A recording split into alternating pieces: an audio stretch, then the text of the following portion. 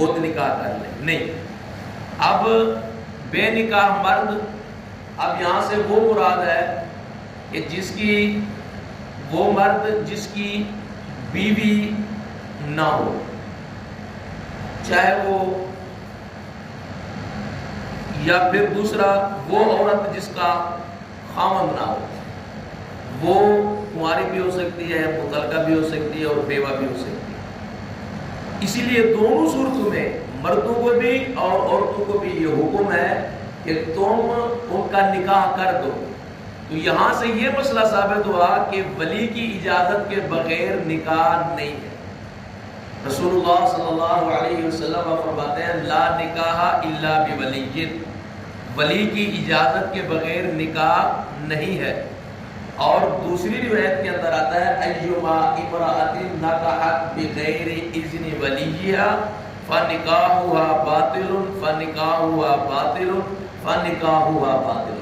رسول اللہ صلی اللہ علیہ وسلم فرماتے ہیں کہ جو سی عورت اپنی ولی کی اجازت کے بغیر نکاح کرے گی اس کا نکاح باطل ہے، اس کا نکاح باطل ہے، اس کا نکاح باطل ہے۔ تو یہاں پر جو حکم ہے وہ یہ ہے کہ تم اپنی بے نکاح مرد اور بے نکاح عورتوں کا نکاح کر دو۔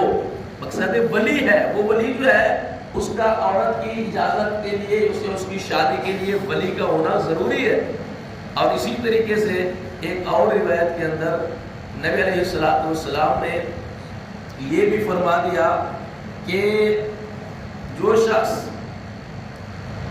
تین قسم کے ایسے بندے ہیں کہ اللہ رب العزت ان کی مدد فرماتا ہے، ان کی ضرور مدد فرماتا ہے۔ تین قسم کے بندے، ان میں سے ایک وہ ہے جو پاک دامنی کے لیے نکاح کرتا ہے۔ نکاح کرنے کی وجہ سے، یعنی کہ اس کا جو مقصد ہے وہ پاک دامنی، اپنے آپ کو گناہوں سے بچانا، یہ پاک دامنی کرنے والا بندہ اللہ رب العزت اس کی ضرور مدد فرماتا ہے۔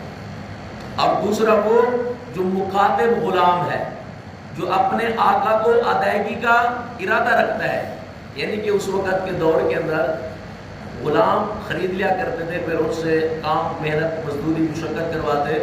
اگر وہ غلام اپنے مالک سے ایگریمنٹ کر لیتا کہ میں آپ کو اتنی رقم کما کر دے دوں گا، پھر اس کے بعد آپ مجھے آزاد کر دو گے، تو اگر وہ مقادمت کر لیتے تو اس کے اندر بھی اللہ رب العزت اس بندے کی بھی ضرور مدد فرماتے ہیں۔ اور تیسرا جو اللہ کے راستے میں جہاد کرنے والا، اللہ اس کی بھی ضرور مدد فرماتے ہیں۔ تو یہاں پر جو مسئلہ وہ یہی ہے کہ بے نکاح مردوں کا اور عورتوں کا نکاح کرو، اور ایسے ہی جو تمہارے غلام ہیں